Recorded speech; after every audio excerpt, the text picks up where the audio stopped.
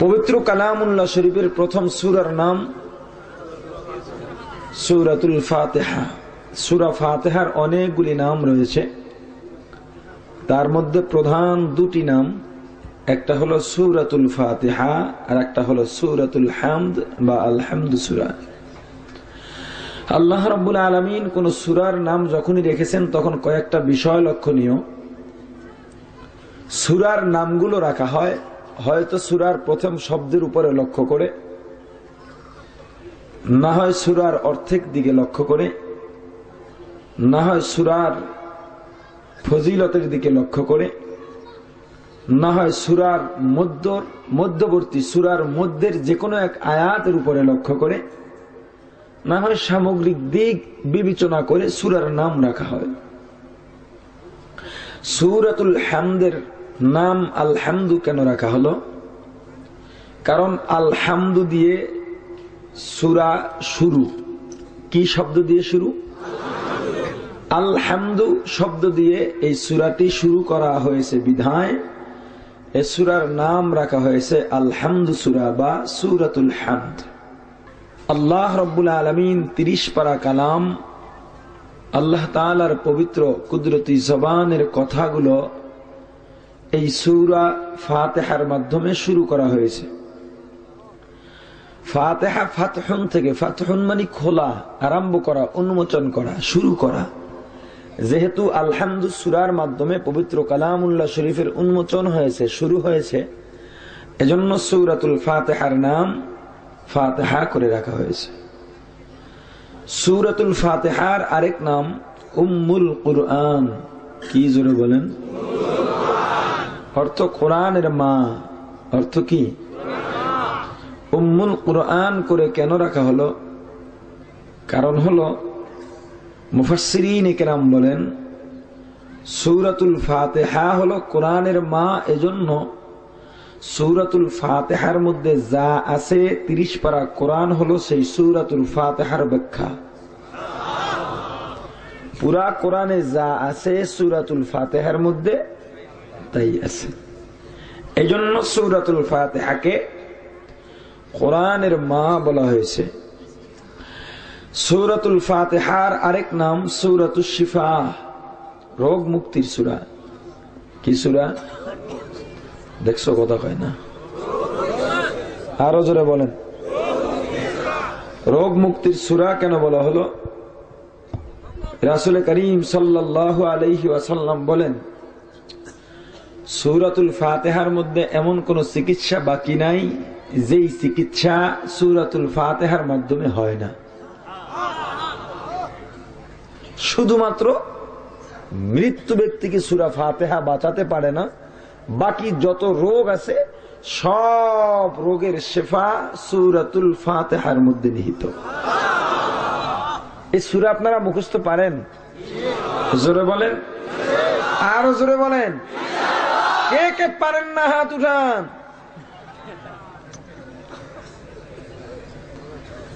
যদিও দু একজনে ভুলে হাত উঠেছে, তবে আসলেই সত্য অনেকেই সূরা ফাতিহা পারে না। জানে পারে না, জানা আর পারার মধ্যে ব্যবধান আছে, ঠিক না? জানে আলহামদুলিল্লাহ রাব্বিল আলামিন রহমানির রহিম মালিক ইয়াউমিদ্দিন ইয়াকা না'বুদু ওয়া ইয়াকা নাস্তাঈন ইহদিনাস সিরাতাল মুস্তাকিম, এই জানাটা জানে, কিন্তু যেমনি পড়া দরকার সেমনি পড়তে পারে না, ঠিক না? সূরা ফাতিহার একটা সবক আজকে নেওয়া যায় না? যদি সূরা ফাতিহার সবক নেই, আপনি আমি তালিবুল ইলম হয়ে গেলাম। আপনি যদি সবক নিতে চান আর নেন, তাহলে আপনি কোরআনের ছাত্র হয়ে গেলেন। আর নবীজি বলেন কোরআনের ছাত্র এবং শিক্ষক দুনিয়ার সবার চাইতে ভালো। قال النبي صلى الله عليه وسلم خيركم من تعلم القرآن وعلمه أو كما قال النبي عليه الصلاة والسلام। ও মুসলমান পয়গম্বরে আরবি ডাক দিয়া বলেন, বিশ্ব জগতের মানুষ, দুনিয়ার মধ্যে দুই ধরনের মানুষ সবচাইতে ভালো। কয় ধরনের? আরো জোরে জবাব দিতে হবে। এক নম্বরে যারা কোরআন শিখে, দুই নম্বরে শিখায়। এক নম্বর, দুই নম্বরে। মুসলমান যারা কোরআন শিখে তাদেরকে কি বলে? যারা শিখে তাদেরকে কি বলে? যারা শিখায় তাদেরকে কি বলে? মোট কথা, কোরআনের ছাত্র এবং শিক্ষক দুনিয়ার সবার চাইতে ভালো। নবীজির কথায় কোনো মিথ্যার অবকাশ আসেনি। যদি সন্দেহ করার নিয়ত করো, ঈমান থাকবে না। প্রশ্ন করতে পারেন, হুজুর নবীজি কি ইঞ্জিনিয়ার চোখে দেখলেন না? বৈজ্ঞানিক চোখে দেখলেন না? দার্শনিক ডাক্তার চোখে কি দেখলেন না? মাদ্রাসার ছাত্র এবং শিক্ষককে কেন এত দামি বললেন, দুনিয়ার সবার চাইতে উত্তম বললেন? কারণটা কি? উলামায়ে কিরাম, মাদ্রাসার ছাত্র শিক্ষক দ্বারা তো সমাজের কোন উন্নয়ন হয় না। হুজুররা তো পরের বাড়ি খায় আর ঘুমায়। কি গাজীপুর এটা বলে না? যারা কথার উত্তর দিতে পারবেন না, অনুরোধ করে বলি, হাতে পায়ে ধরে বলি, করো জোরে বলি, ময়দান ছেড়ে আপনি চলে যান মেহেরবানি করে। যারা কথার উত্তর দিতে পারবেন না, আবারও বলি, যদি আপনার লজ্জাবোধ থাকে, আপনার মধ্যে মনুষ্যত্ব থাকে, উত্তর যদি না দিতে পারেন, পায়ে ধরে বলি আপনি এখান থেকে চলে যান, না হয় আপনার ক্ষতি হবে। কেন ক্ষতি হবে আপনার? আমি এখানে জোর করে আসছি নাকি? জোরে বলেন। বরং বহু চেষ্টা করছি আজকে না আসার জন্য। ওই হাফিজুল্লাহ শাহিন কমেরিয়াল এবং করে নমুনা তো পাইছি, সেটা আসছি। কেন আনলেন আমাকে এখানে? আপনারা শিক্ষক বানায় বসেছেন, আপনারা ছাত্র হয়ে বসেছেন। হতে পারেন এলেম, যোগ্যতা, জ্ঞান, বুদ্ধি, বয়স সব দিক থেকে আপনি আমার চেয়ে অনেক সিনিয়র, কিন্তু এই মুহূর্তে আমি যেহেতু এখানে, আপনি যেহেতু ওখানে, আমি আপনার শিক্ষক, আপনি আমার ছাত্র। ছাত্র যদি শিক্ষকের কথা না শুনে, না মানে, ওই ছাত্রর দুনিয়া পরকাল সব ধ্বংস। অতএব বেয়াদবির চেয়ে গয়রে হাজির অনেক ভালো। এই জন্য বলছি, আপনি উত্তর না দিলে আমার কাছে আপনি এই মুহূর্তে এই কোরআনের মজলিসে, এই ভ্রাম্যমান মাদ্রাসার একটা বেয়াদব ছাত্র। বেয়াদবের থেকে আপনি গয়রে হাজির থাকেন ভালো। আমি কোনো মাইন্ড করব না, কিছু মনেই করব না। যদি এখান থেকে আমার এই কথার পরে এখন সব লোক উঠে যায়, 5-7 জন থাকে, তা তো আমি কিচ্ছু মনে করব না। আমার মনে একটু দ্বিধাও লাগবে না, আল্লাহর কসম করে বলি। সবাইকে নিয়ে বয়ান করার তো দরকার নাই। ওয়াজ তো জীবনে কম করলাম না, কম শুনলাম না। হেদায়েতের সংখ্যা কম। যারা হেদায়েত পাবে তারা উলামায়ে কেরামের কথা শুনবে। দুনিয়ার মধ্যে কয় ধরনের মানুষ সবচাইতে ভালো? এক নম্বরে কোরআনের ছাত্র, দুই নম্বরে কোরআনের শিক্ষক ও মুসলমান। আপনি প্রশ্ন করতে পারেন, হুজুর মাদ্রাসার ছাত্ররা, মাদ্রাসার হুজুররা এত দামি কেন, অথচ তাদের তো সামাজিক কোনো অবদান নাই? মানুষের বাড়ি খায় আর ঘুমায়, পেট ডলে। ও মুসলমান, হুজুররা যদি পরের বাড়ি খায়, তোমার সমস্যা কোথায়? যারা বলে হুজুররা পরের বাড়ি খায়, তারা খায় না কেন? জোরে বলেন। যারা বলে হুজুররা পরের বাড়ি খায়, সে খায় না কেন? পায় না। নিজে পায় না, অন্য কেউ খায়, তাও সয় না। আচ্ছা বলেন তো, হুজুররা যে খায়, জোর করে খায়? নামাজ পড়ে না, ও মুসলমান, পর্দা করে না, রোজাও রাখে না, কিন্তু হঠাৎ করে জানে ইমাম সাহেব ফজরের নামাজের সময় উঠে, নিজে নামাজ পড়ে না ঠিক, তবে ফজরের আগে গিয়া দরজার সামনে লাইন ধরে, হুজুর আমি আগে আসছি, হাত জোর করে বলি আমার বাড়িতে চলেন, যা চান তাই খাওয়াবো, আপনার কদম যদি আমার বাড়ির মধ্যে পড়ে রে হুজুর, আমার ঘরটা আলোয় আলোকিত হয়ে যাবে। এ মুসলমান ইমামদার, আপনি প্রশ্ন করতে পারেন, মাদ্রাসার ছাত্র আর শিক্ষকের এত দাম কেন রে মুসলমান? বিস্তারিত বলতে পারবো না। যদি বলতে যাই তাফসীর থেকে অনেক দূরে চলে যেতে হবে। তবে উত্তর দিয়ে একটা তো দেওয়া দরকার, আল্লাহর গোলাম যারা মাদ্রাসার মধ্যে পড়ে আর পড়ে তাদের দাম কেন? ও মুসলমান ইমানদার আল্লাহর গোলাম, এক নম্বর উত্তর পয়গম্বর আরবি মুহাম্মদুর রাসূলুল্লাহ সাল্লাল্লাহু আলাইহি ওয়াসাল্লাম দুনিয়াতে আসলেন সর্বশ্রেষ্ঠ মানব হইয়া, ঠিক কিনা? আর জোরে বলেন। ও মুসলমান ইমানদার আল্লাহর গোলাম, নবীজি যখন 40 বছর সই বয়স হয়ে গেছে, নবীজি নবুয়তির আগে আগে নীরবতা অবলম্বন করলেন, নীরবে থাকতে ভালোবাসতেন, কি যেন ধ্যান করতেন। সর্বশেষ হেরা গুহা এখতিয়ার করলেন, হেরা গুহার মধ্যে বসে নবীজি ধ্যান করতেন। নবীজির বিবি প্রিয়তমা খাদিজা রাদিয়াল্লাহু তাআলা আনহা কষ্ট করে খাবার নিয়ে প্রিয়তম স্বামীর কাছে সেখানে পৌঁছে দিতেন। 40 বছর পূর্ণ হয়ে গেছে, জিবরাইল এসে গেছে।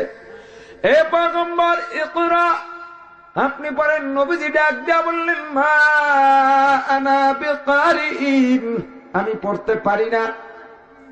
জিবরাইল আবার বললেন পড়েন, নবীজি বললেন পারি না। জিবরাইল আবার বলল, ও পয়গম্বর পড়েন, নবীজি বললেন পারি না।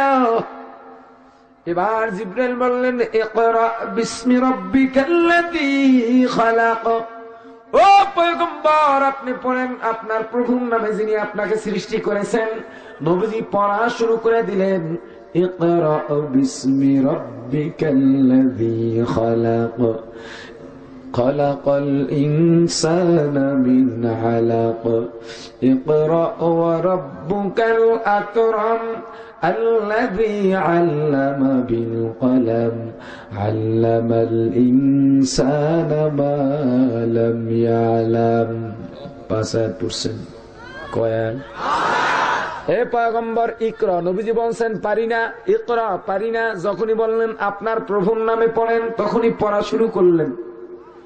ও মুসলমান, বোঝা গেল পড়া হবে প্রভুর নামের পড়া। যখনই বললেন পয়গম্বর আপনার প্রভুর নামে পড়েন, নবীজি পড়া শুরু করে দিচ্ছেন। আল্লাহর গোলাম, বুঝা গেল কোরআন তো আল্লাহর নামের পড়া। ওতে আল্লাহর নামের পড়া যেখানে আছে সেখানে দাম আছে না নাই? মুসলমান, যে শিক্ষার মধ্যে আল্লাহর নাম নাই, যে শিক্ষার মধ্যে আল্লাহর বরত্ব নাই, আল্লাহর একত্ববাদের ঘোষণা নাই, ওই শিক্ষার দাম নাই। ওই শিক্ষা অর্জন করে বড় শিক্ষিত হইবারে মুসলমান, তবে তুমি আল্লাহর দরবারে প্রিয় বান্দা হইতে পারবা না। কারণ আল্লাহর নামের পড়া যেখানে নাই, ওই পড়া দিয়া কখনো শিক্ষিতরা ভদ্রতা শিক্ষা অর্জন করতে পারে না। ও মুসলমান, এখানে বিস্তার আলোচনা বলা যাবে না, শুধুমাত্র উত্তর দেওয়ার জন্য বললাম। কোরআন যারা পড়ে আর পড়ায় তাদের দাম কেন? আরো একটা উত্তর, আর একটা উত্তর দেই। ও মুসলমান ইমানদার আল্লাহর গোলাম, কোরআন যারা পড়ে আর পড়ায় তাদের দাম কেন জানো রে আল্লাহর গোলাম? কোরআনের দাম আছে না নাই? আরো জোরে বলেন। ও মুসলমান, কোরআনের শিক্ষা যাদের মধ্যে নাই তারা মানুষই নয়। আমার সাথে রাগ করে লাভ নাই, মন গড়া কথা বললে তো আপনারা ধরবেন। এখন তো জমানার মানুষ চালাক হয়ে গেছে, মন গড়া কিছু বলা যায় না, বললেই কিল শুরু হয়, ঠিক না? এই জন্য এতদিন যারা কণ্ঠ বাজাইছে, টিন বাজাইছে, বুঝেন নাই, খেলেম নাই, কালাম নাই, হাসান হোসেন মা ফাতেমার কিস্সা গাইছে, হেগো ভাত শেষ। কারণ আপনারা সচেতন হয়েছেন, এজন্য আপনাদেরকে মোবারকবাদ জানাই। ও মুসলমান, মন গড়া কথা বললে হবে নি। যারা কোরআন পড়ে তারা মানুষ হয়, এজন্য কোরআন যারা পড়ে আর পড়ায় তাদের দাম অনেক বেশি। এবার দেখেন আল্লাহ কি বলেন, আর রহমান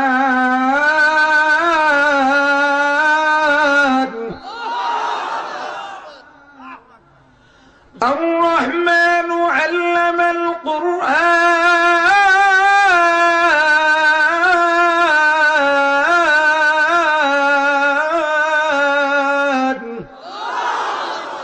আর রহমান দয়াময় আল্লাহ, আল্লামাল কুরআন যিনি কোরআন শিক্ষা দিয়েছেন, খলাকাল ইনসান যিনি মানুষ সৃষ্টি করেছেন।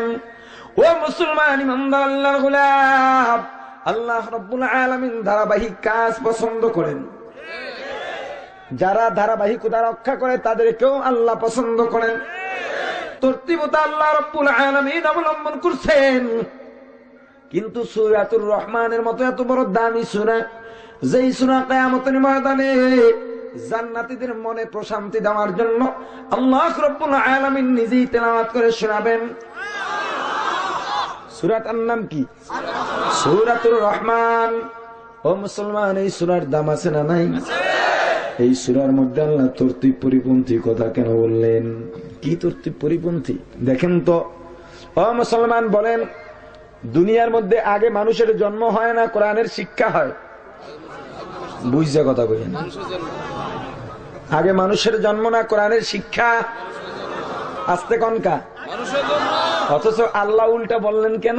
আর রহমান আল্লামাল কুরআন খলাকাল ইনসান। কোরআন শিক্ষা দিয়েছি, মানুষ সৃষ্টি করেছি। আসলে তো এক মানুষ সৃষ্টি আগে বলা দরকার ছিল, কোরআন শিক্ষা পরে বলা দরকার ছিল, ঠিক কিনা?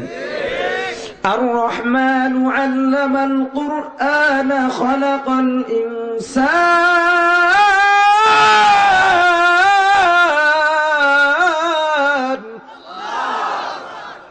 ও মুসলমান, মুফাসসিরিন ইকরাম বলেন না না, আসলে উল্টা নয়, এখানেই ঠিক আছে। যদি ঠিক কেন জানতে চাও তাহলে শোনো, মানুষ দুই প্রকার। কয় প্রকার? ও মুসলমান, একদল মানুষ জন্মগত বা বংশগত মানুষ, আর একদল মানুষ গুণগত মানুষ। একদল আর একদল। ও মুসলমান, বংশগত বা জন্মগত মানুষ হওয়ার জন্য আলাদা কোনো যোগ্যতা লাগে না।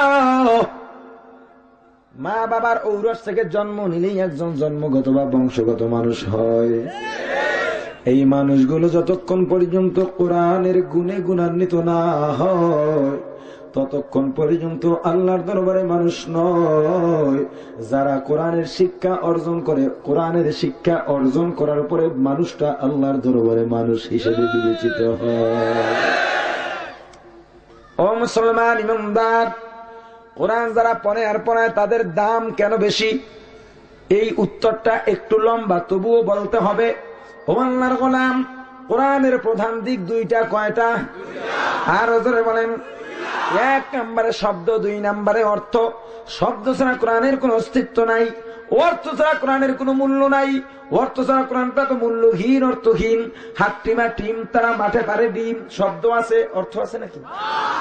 অর্থহীন কবিতা, ঠিক কিনা? কিন্তু কোরআন তো অর্থহীন নয়। কোরআন হলো দুনিয়ার মধ্যে সর্বশ্রেষ্ঠ অর্থবোধক কিতাব। যেমন আমি শব্দ বললাম আলহামদুলিল্লাহি রাব্বিল আলামিন,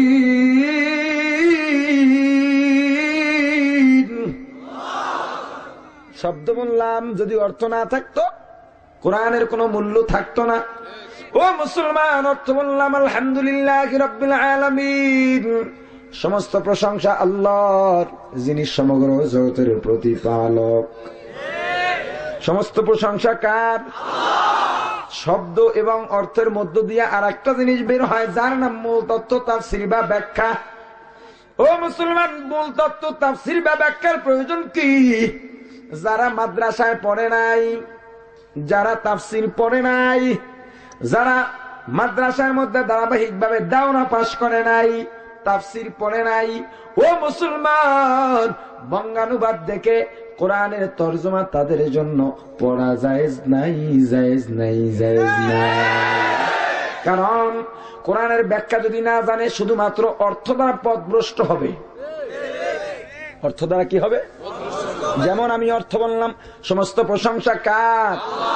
আর জোরে বলেন। এটা তো এই আয়াতেরই অর্থ, ঠিক কিনা?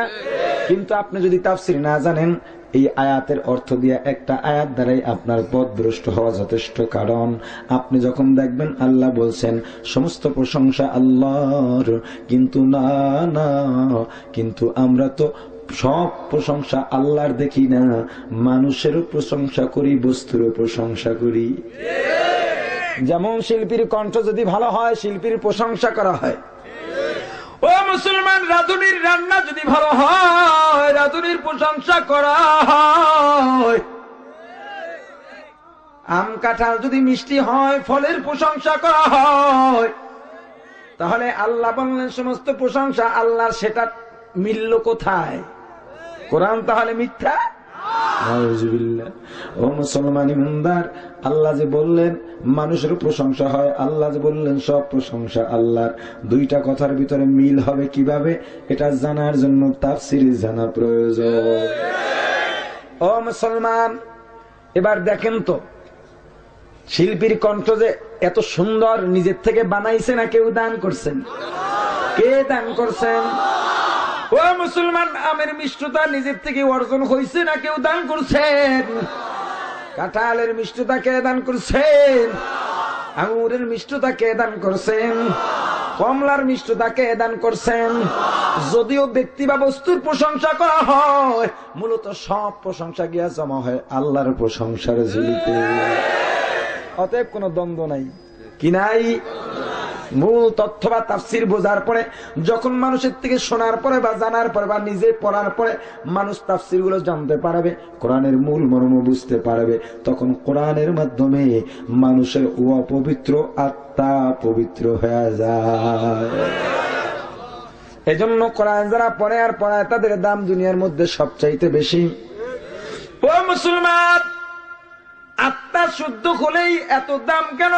মুসলমান দুনিয়ার মধ্যে যত ইবাদত করি, হাজী সাহেব হজে যায়, মুসল্লি নামাজের জন্য যায়, রোজাদার রোজা রাখে, পর্দাশীন পর্দা করে, সত্যবাদী সত্য বলে, হালাল বলা হালাল খায়, একটাই কারণ, মরণের পরে মুক্তি, জান্নাত পাওয়া।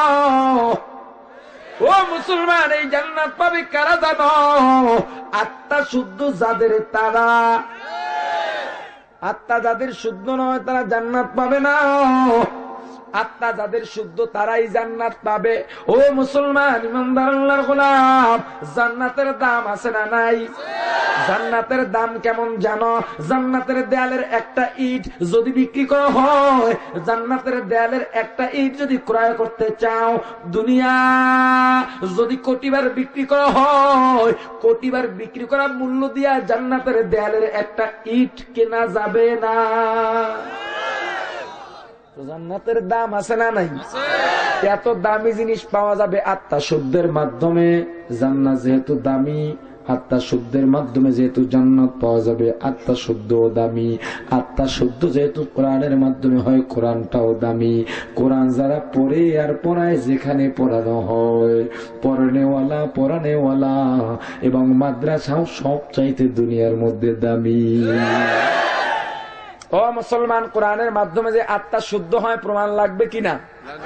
এক সময় বাংলাদেশ, পাকিস্তান, ইন্ডিয়া কোনো আলাদা রাষ্ট্র ছিল না, সব মিলে নাম ছিল মহাভারত। মহাভারত এক সময় শাসন করেছে মুসলমানেরা। ও মুসলমান ইমানদার, একটা সময় ব্রিটেন থেকে ইংরেজরা ইস্ট ইন্ডিয়া কোম্পানির নাম দিয়া ব্যবসার নামে মহাভারতের মধ্যে ঢুকছে। 1603 মতান্তরে 6 খ্রিস্টাব্দে মুসলমানদের দেশে ঢুকে, মহাভারতের মধ্যে ঢুকে ব্যবসার নাম দিয়া 50 বছর পর্যন্ত কূটকৌশলের মাধ্যমে, ষড়যন্ত্রের মাধ্যমে, 50 বছরের ষড়যন্ত্রের সফলতায় তারা মুসলমানদের হাত থেকে মহাভারতের ক্ষমতা ছিনিয়ে নেয়। ও মুসলমান, মুসলমানদের ক্ষমতা ছিনিয়ে নেওয়ার পর মুসলমানদের মাদ্রাসা মসজিদের জমিগুলো বাজেয়াপ্ত করে দেয়। মুসলমানদের উপরে নির্যাতনের স্টিম রোলার চালানো শুরু হয়। মুসলমানদের মা বোনের ইজ্জতের নিরাপত্তা নাই, মুসলমানদের জানমালের নিরাপত্তা নাই। ও মুসলমান, যখন মুসলমানদের পিঠ দেয়ালের মধ্যে ঠেকে গেছে, 1804 বা 5 খ্রিস্টাব্দে আল্লামা শাহ আব্দুল আজিজ মুহাদ্দিস দেহলভী রাহমাতুল্লাহ আলাইহি মহাভারতের মুসলমানদেরকে ডাক দিছে, ও মুসলমান, মহাভারতের আল্লাহর গোলাম, যদি ইংরেজদের অত্যাচার থেকে বাঁচতে চাও, মুসলমানদের জানমালের নিরাপত্তা চাও, মুসলমানদের মা বোনের ইজ্জতের নিরাপত্তা চাও, তাহলে ঝাঁপিয়ে পড়ো, জানের মায়া ত্যাগ করো, মানের মায়া ত্যাগ করো, ইংরেজ খেদা আন্দোলনে নামো। একটা মুক্তিযুদ্ধের আন্দোলন করতে হবে, ইংরেজ মুক্ত মহাভারত গড়তে চাই। হাজার হাজার মুসলমানেরা মহাভারতের মধ্যে শাহ আব্দুল আজিজ মুহাদ্দিস দেহলভী রাহমাতুল্লাহি আলাইহির ডাকে মুক্তিযুদ্ধের আন্দোলনের মধ্যে ঝাঁপিয়ে পড়ে। ও মুসলমান ইমানদার, যুদ্ধ শুরু হয়, একের পর এক যুদ্ধক্ষেত্র তৈরি হয়, শামিলের ময়দান তৈরি হয়, আজাদি আন্দোলন হয়, সিপাহী আন্দোলন হয়। একটা সময় খ্রিস্টানরা তাকায় দেখলো, ইংরেজরা তাকায় দেখলো। ভারত উপমহাদেশ স্বাধীনতা আন্দোলনের পূর্ণাঙ্গ ইতিহাস বলতে পারবো না, যতটুকু আলোচনার জন্য দরকার ততটুকুই বলতেছি।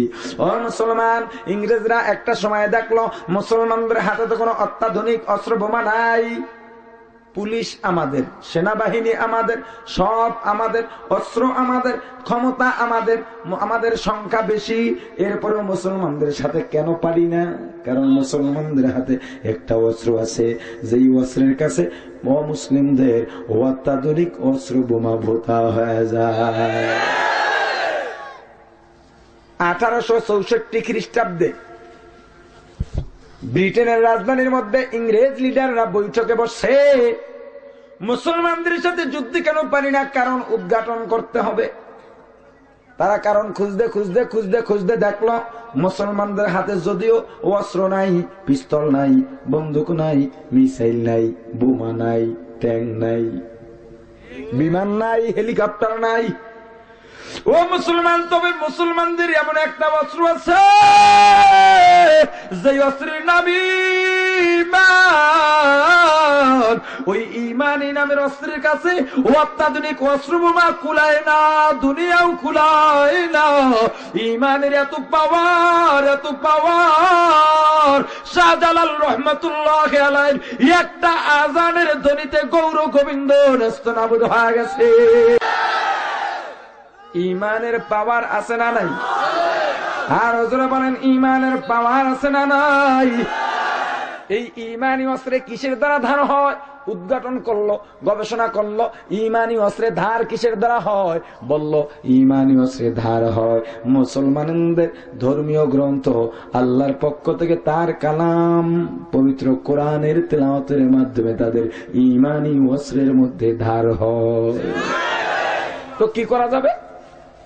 এই অস্ত্রে যাতে ধার না হতে পারে সে ব্যবস্থা করো। 3টা সিদ্ধান্ত নিছে, আমি একটাই বলবো, আমার আলোচনা যেটা দরকার।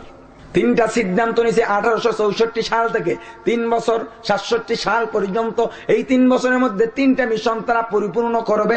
এর মধ্যে একটা, মহাভারতের লাইব্রেরিগুলোর মধ্যে যত কোরআন শরীফ আছে টাকা দিয়া কিনে কিনে আগুন দিয়া জ্বালায়া শেষ করে দিবে, যাতে মুসলমানেরা কোরআন পড়তে না পারে, মুসলমানদের ঈমানী অস্ত্রে জোর না বাড়ে। আর বর্তমানে এটা তারা সাকসেস। এখন তো মুসলমানের রাষ্ট্র বাংলাদেশ, কিন্তু কয়জনের ঘরে কোরআন আছে? আর ঈমান থাকবে কিভাবে? কোরআন নাই, কোরআন নাই, ঠিক কিনা? কোরআন পড়তে পারে না। আগে গ্রামের রাস্তায় যদি ফজরের পরে বের হইতাম, ও মুসলমান মহিলাদের চিকন আওয়াজের গুনগুন কোরআনের তেলাওয়াতের আওয়াজ পাওয়া যেত। এমন কোন বাড়ি ছিল না, এমন কোন ঘর ছিল না যেই ঘরের মুসলমান নারীরা রমজান মাসে কোরআনের খতম দিতেন না। এখন দেয় না, কথা কয় না, এখন দেয় না। কোরআন পড়েও না, কোরআন জানেও না, কোরআন দরকারই নাই। কোরআন দিয়া কি করবে? টিভি তো সামনে আছে, রিমোটে টিপ দিছে। ইফতার কয়টায়, সেহরি কয়টায়, ইমাম সাহেবের কথা তো তুই থো, কথা কয় না। ও মুসলমান ইমানদার, ও আল্লাহর গোলাম, সিদ্ধান্ত নিছে মুসলমানদের কোরআন গুলো আগুন দিয়ে জ্বালায়া দিবে। কোরআনের সাথে ষড়যন্ত্র। আল্লাহ আছেন না নাই? জোরে বলেন। নাকি বুড়া হয়ে গেছে? নাকি চামড়া ঢিলা হয়ে গেছে? দাড়ি চুল পেকে গেছে? চোখের পাওয়ার কমে গেছে? শ্রবণ শক্তি কমে গেছে? আল্লাহু লা ইলাহা ইল্লা হুয়াল হাইয়ুল কাইয়্যুম।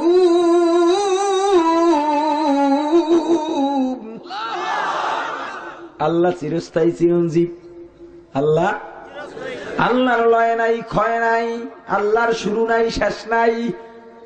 ওয়ালাম ইয়াকুল লাহু কুফুয়ান আহাদ। ও মুসলমান, আল্লাহর সমকক্ষ কেউ নাই। আল্লাহ দুনিয়ার সব দোষ ত্রুটি থেকে, জোরে বলেন, আরো জোরে বলেন। ও মুসলমান ইমানদার, সে আল্লাহ আছেন তো? কোরআনের সাথে ষড়যন্ত্র। কত বড় ষড়যন্ত্র করবি না প্রমাণ। তুমি যত বড় ষড়যন্ত্রকারী হও, সব চাইতে বড় ষড়যন্ত্র নস্যাৎকারী কে? যত বড় ষড়যন্ত্র করবা, ষড়যন্ত্রের জাল বিছাইবা, আল্লাহ রাব্বুল আলামিনের রহমত দিয়া প্রত্যেকটা ষড়যন্ত্রের জাল ছিন্ন ভিন্ন হয়ে যাবে। ওয়া মাকারু ওয়া মাকারাল্লাহ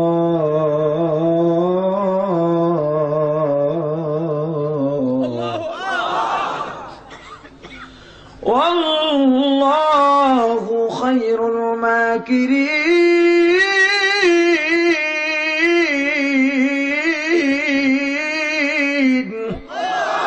আদরে কুদরত দারি বরকামাল, আনতা রব্বি আনতা হাসবি যুল জালাল। ক্ষমতা কার?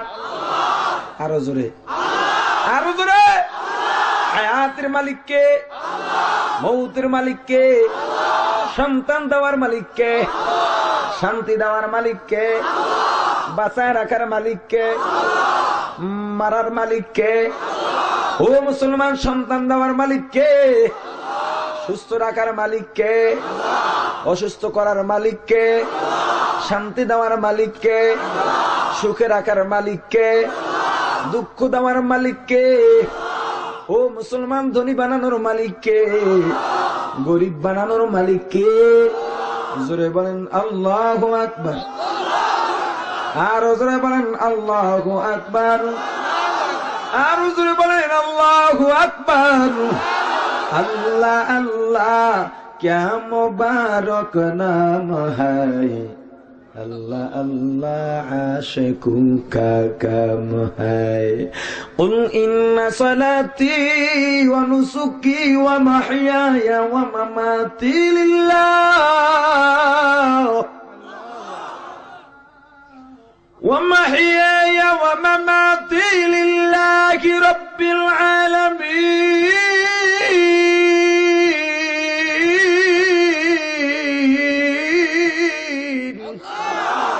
मुसलमानी बुअद गर्दन खादन नाने खुद बदस्ते खाजदादन।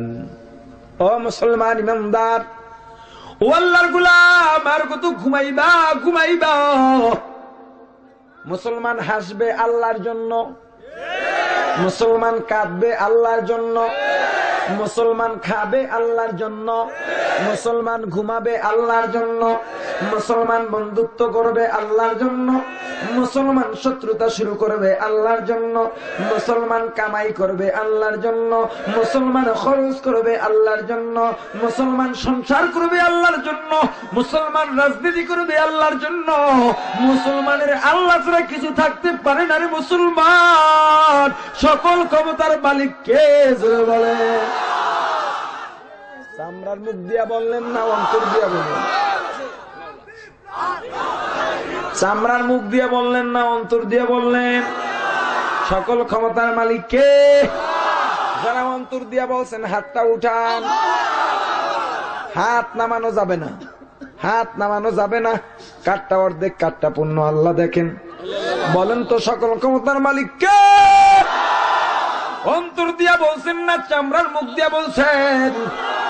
যারা চামড়ার মুখ দিয়া বলছেন, অন্তর দিয়া বলতে পারেন না, হাতটা নামান।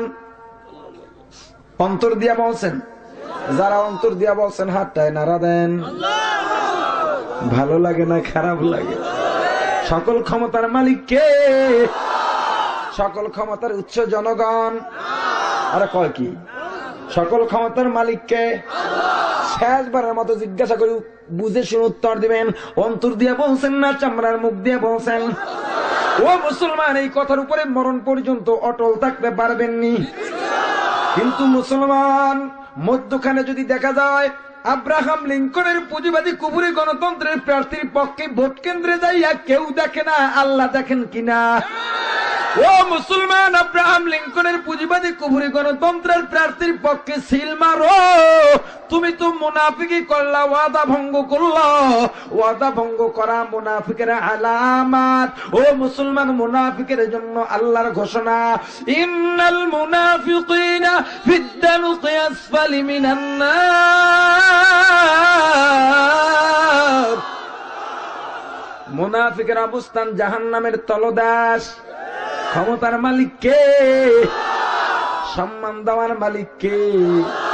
অসম্মান করার মালিক কে? আল্লাহ সবাইকে কবুল করুন বলে না। আল্লাহর সাথে পাল্লা। কার সাথে পাল্লা? আল্লাহর সাথে পাল্লা। কোরআন পুরা দিয়ে হাজার হাজার জাসুস পাঠাইছে, হাজার হাজার গুপ্তচর পাঠাইছে, দালাল পাঠাইছে, টাকা দিয়া পাঠাইছে। মহাভারতের মধ্যে, মুসলমানদের লাইব্রেরির মধ্যে যত কোরআন আছে, কোরআন গুলো কিনে কিনে আগুন দেয়া জ্বালা দিবা। মিশন শুরু হয়ে গেছে। মিশন শুরু হয়ে গেছে। মিশন শুরু হয়ে গেছে। 1-1.5 বছর পরে এক গুপ্তচর কোরআন পড়ানোওয়ালা ইংরেজের সাথে মুসলমানের দেখা হয়।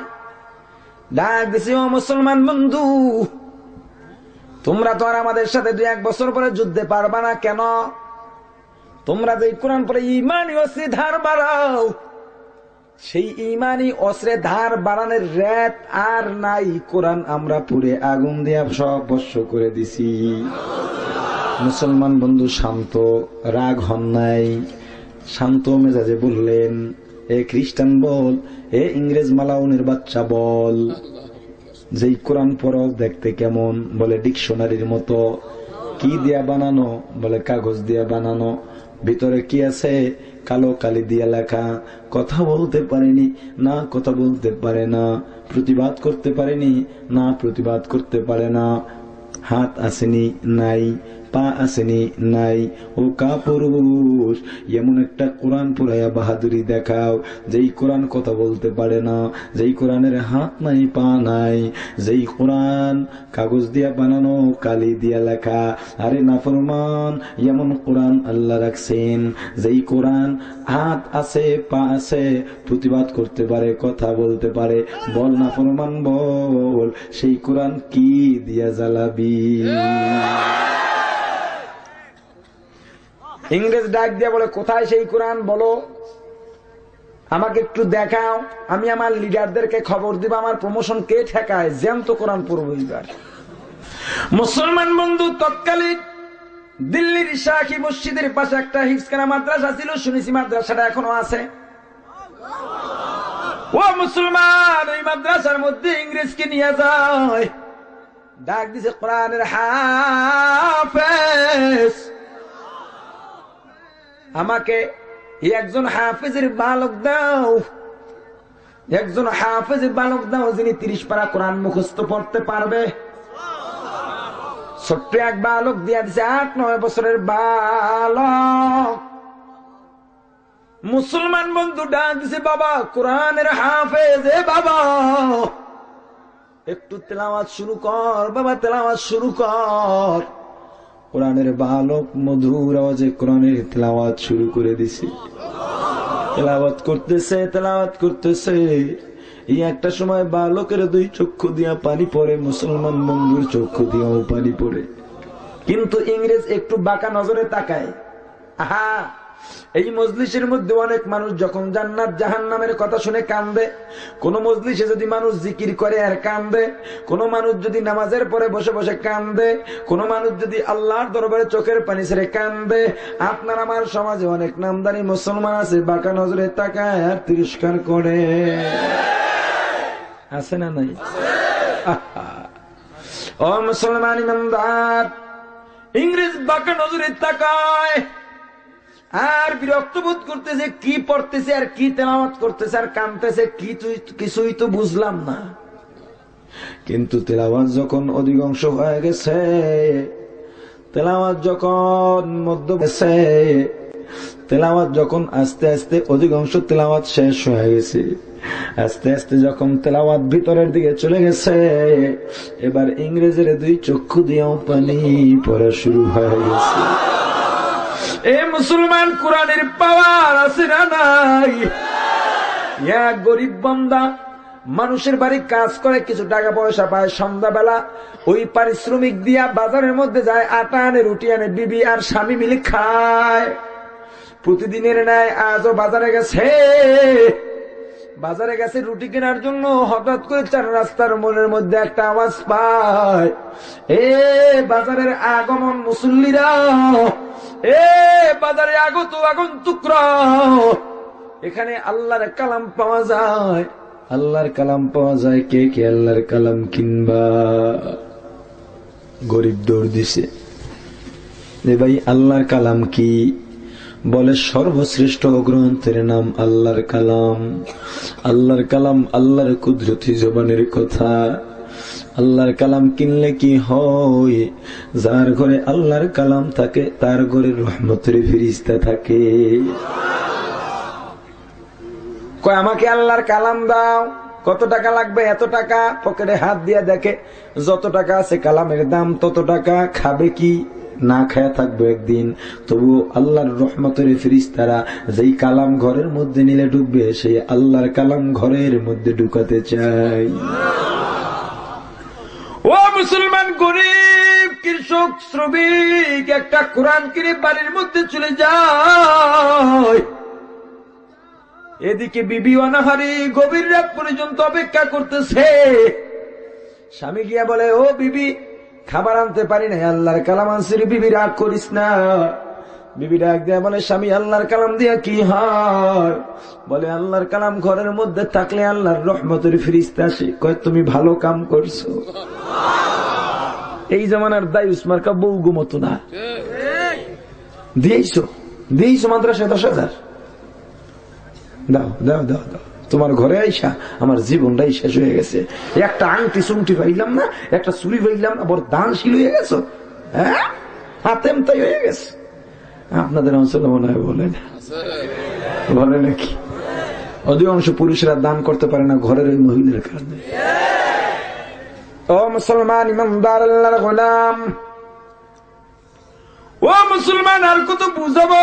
আর কিভাবে বললে বুঝবা? আমার কাছে ভাষা নাই। ও মুসলমান ইমানদার আল্লাহর গোলাম, কোরআন কেমনে রাখবে? আল্লাহর কালাম কোথায় রাখবা? স্বামী ডাক দেয়া বলে, বিবি, যিনি কালাম বিক্রি করছেন বিক্রেতা বলছেন আল্লাহর কালাম মাথার উপরে রাখতে হয়। আমাদের ঘরে তো আল্লাহর কালাম রাখার জায়গা নাই, এত মর্যাদাপূর্ণ কালাম কোথায় রাখব? এখন বিপদে পড়ছে। ও স্বামী, কি করলা? আমরা গরিব মানুষ, কালাম রাখার তো জায়গা নাই। আল্লাহর কালাম আগামীকালকে ফিরাই দিয়ে এসো। আমরা মর্যাদা দিতে পারবো না, যেই জিনিসের মর্যাদা দিতে পারবো না সেই জিনিস আমরা ঘরের মধ্যে রাখবো না। তাহলে এখন কোথায় রাখবো? কয়, ও স্বামী, একটা পরামর্শ করি। কি পরামর্শ? তুমি অর্ধেক রাত্র মাথায় নিয়ে তারায় থাকবে, আমি ঘুমাবো। আবার আমি অর্ধেক রাত্রে জাগবো, আমি মাথার মধ্যে রাখবো, তুমি ঘুমায় যাইবা। ফজরের পর নামাজ পড়ে কালামটা ফেরত দিয়ে আসবা। ফজরের আজান হয়ে গেছে, পালাক্রমে কোরআন মাথায় নিয়ে দাঁড়ায় রয়েছে। কোরআনের বরকত আছে না নাই? কোরআনের অ্যাকশন আছে না নাই? আর জোরে বলেন। ও মুসলমান ইমানদার আল্লাহর গোলাম, ফজরের নামাজের পর বিবি ডাক দিছে, স্বামী গো, আল্লাহর কালাম আনলাম, ভিতরে কি আছে কিছুই তো জানি না, দেখিন একটু খুলি। কয়, খুলো, আমারও দেখতে মন চায়। যখন পবিত্র কোরআন খুলছে, স্বামী স্ত্রী 30 পারা কোরআনের হাফেজ হয়ে গেছি। কাদেরে কুদরতদারি বরকবার, আনতা রব্বি আনতা হাসবি যুল জালাল। ও মুসলমান ইমানদার আল্লাহর গোলাম, ও আল্লাহর গোলাম, খ্রিস্টানের দিকে চক্ষু দিয়া টপ টপ করে পানি পড়া শুরু হয়ে গেছে। তেলাওয়াত যত সামনে আগায়, খ্রিস্টানের কান্নার জোর বেড়ে যায়, চোখের পানিও বেড়ে গেছে, জার করে কাঁপতেছে। কোরআনের তেলাওয়াত কানের মধ্যে যায় আর বেকার হয়ে যায়। তেলাওয়াত করতে করতে করতে করতে করতে করতে যখন বালক 30 পারা কোরআন শেষ করে শুরু করছে, কুল আউযু বিরাব্বিন নাস মালিকিন নাস ইলাহিন নাস মিন শাররিল ওয়াসওয়াসিল খান্নাস الذي يوسوس في صدور الناس من الجنة والناس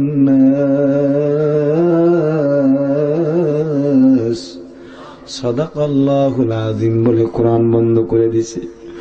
ইংরেজ একটা চিৎকার মেরে বালকের 2টা পা খপ করে জড়ায় ধরছে আর ডাক দিয়ে বলে, বাবা কোরআনের বালক, তেলাওয়াত বন্ধ করিস না, তেলাওয়াত বন্ধ করিস না রে বাবা, তেলাওয়াত বন্ধ করিস না। এ বাবা কোরআনের তেলাওয়াত কর, কোরআনের তেলাওয়াত কর। কোরআনের মধ্যে যে এত মধু জানতাম না রে, কোরআনের বালক,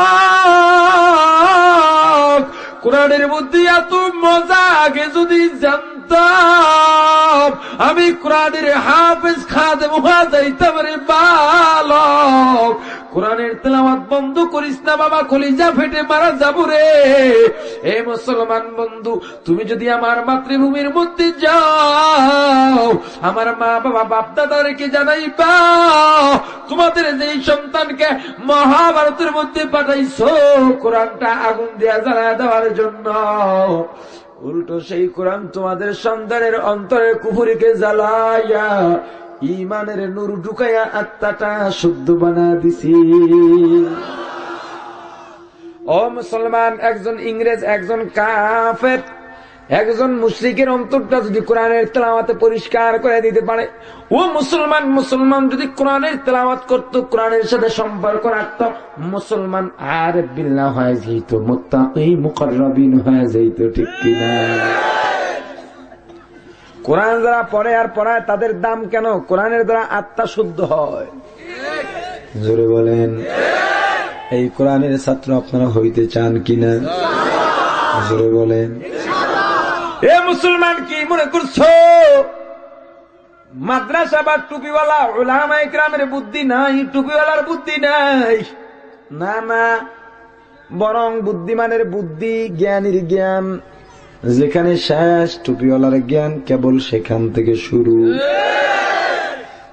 জ্ঞানীর জ্ঞান, বুদ্ধিমানের বুদ্ধি, বৈজ্ঞানিকের বিজ্ঞান, সব তো টুপিওয়ালার থেকে ধার করা বিজ্ঞান বুদ্ধি। আমার বানানো কথা নয়, মন করা কথা নয়। আল্লাহ রাব্বুল আলামিন ডাক দিয়ে বলেন, পয়গম্বর আপনি জানায় দেন, কুল হাল ইয়াস্তাবিল্লাযীনা ইয়ালামুনা ওয়াল্লাযীনা লা ইয়ালামুন, যারা জানে আর যারা জানে না তারা সমান নয়। এখানে আল্লাহ কোন জানা অজানাকে পার্থক্য বুঝালেন? একজন ইঞ্জিনিয়ার একজন ইঞ্জিনিয়ার নয়, না এদের পার্থক্য বুঝান নাই। একজন ডাক্তার একজন ডাক্তার নয়, না এদের পার্থক্য বুঝান নাই। ও মুসলমান, এই পার্থক্য দ্বারা বুঝাইছেন যাদের মধ্যে কোরআন আছে, যাদের মধ্যে কোরআন নাই, তারা কোনোদিন সমান হতে পারে না। ও মুসলমান ইমানদার আল্লাহর গোলাম, কোরআনওয়ালার দাম কত, সাহেবে কোরআনের দাম কত জানো? 10 বছর পর বাড়িতে গেছে ব্যারিস্টার হইয়া, বাড়িতে গিয়ে চিন্তা করছে বাজারের পূর্ব মাথায় করিম চাচার দোকান।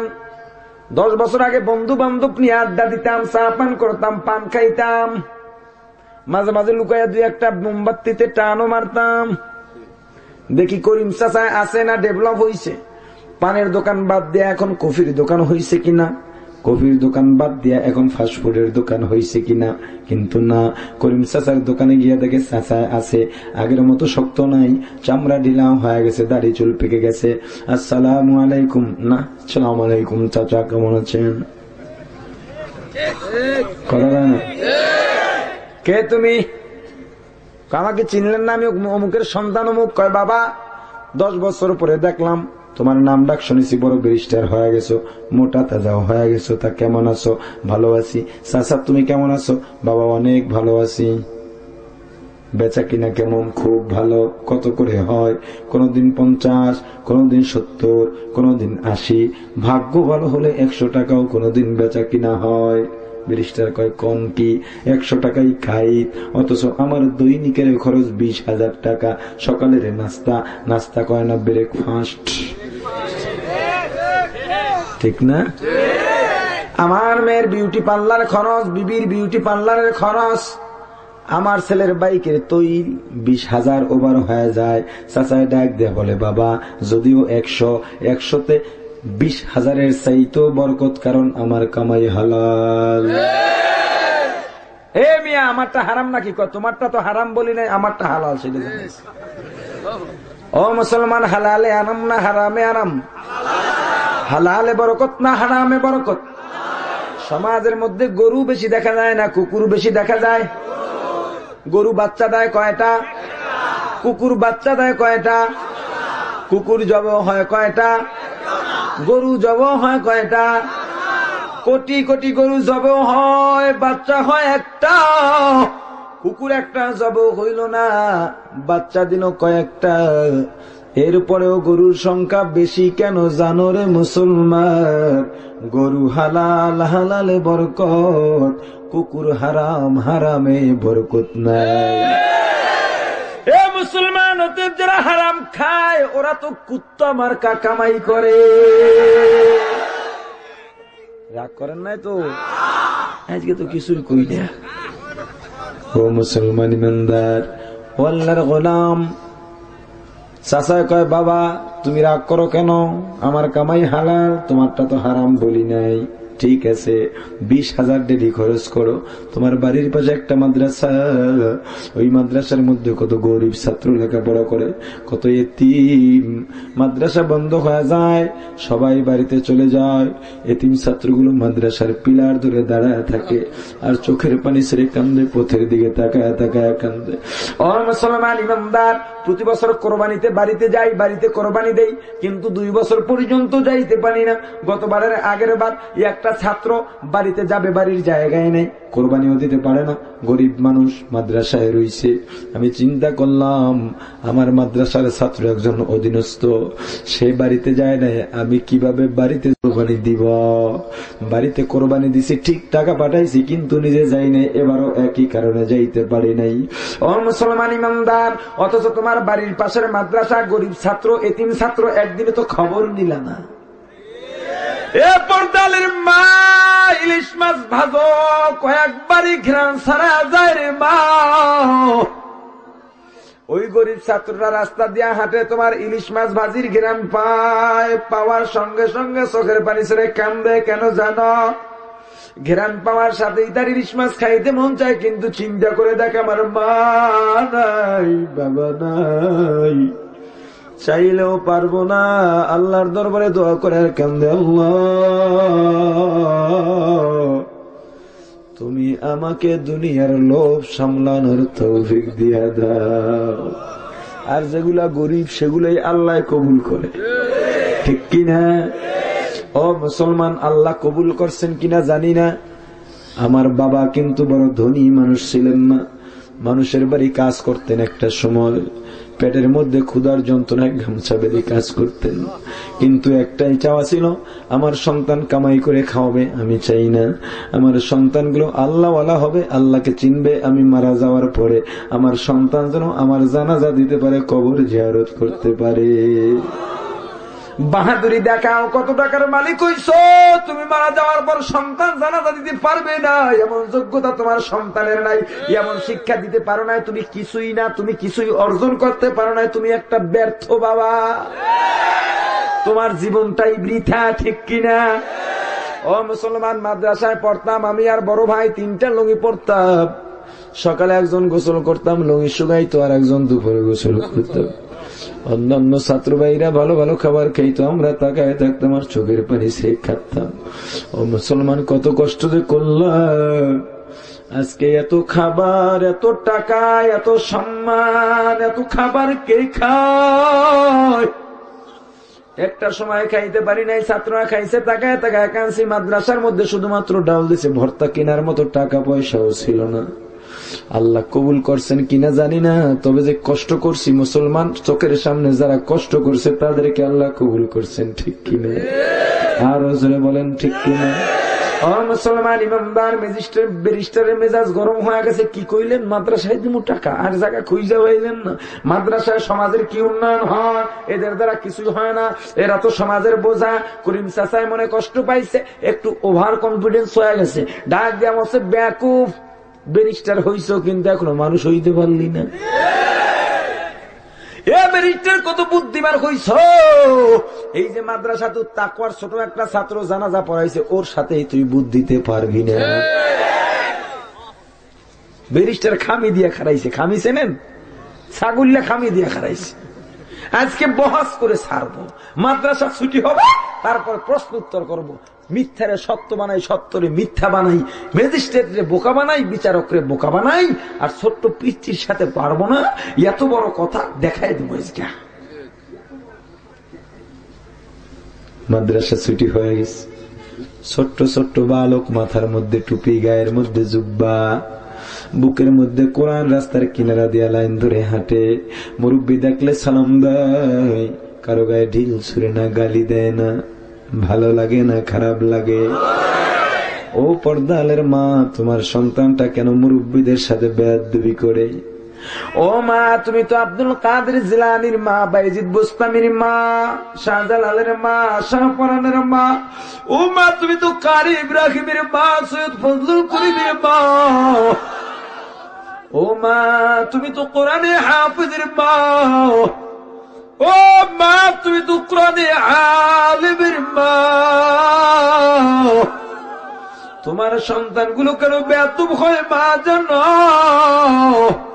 ও মা, তুমি যখন কোরআন ছেড়ে দিছ, তোমার সন্তানকে গর্বে নিয়ে টিভির সামনে বছরে মা।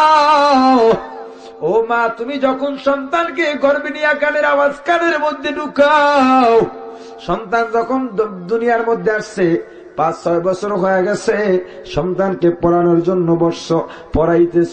ও বাবা পড়ো, ও খোকা পড়ো, সরেওয়াতে অজগর, অজগর নিয়ে আসছে তেরে, অজগরের ফুসফুসানি এখনই শিখায় দিছে। কথা কয় না? সরেয়াতে আমটি আমি খাবো পেরে।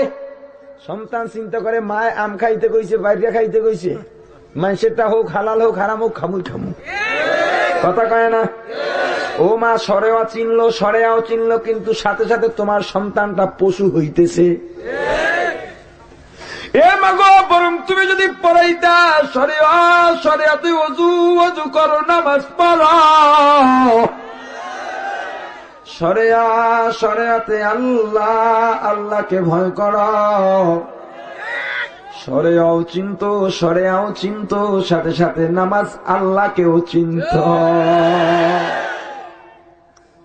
ও মুসলমান ইমানদার আল্লাহর গোলাম, ও মুসলমান, সন্তানগুলো রাস্তার পাশ দিয়া যখন যায়, দেখতে ভালো লাগে না খারাপ লাগে?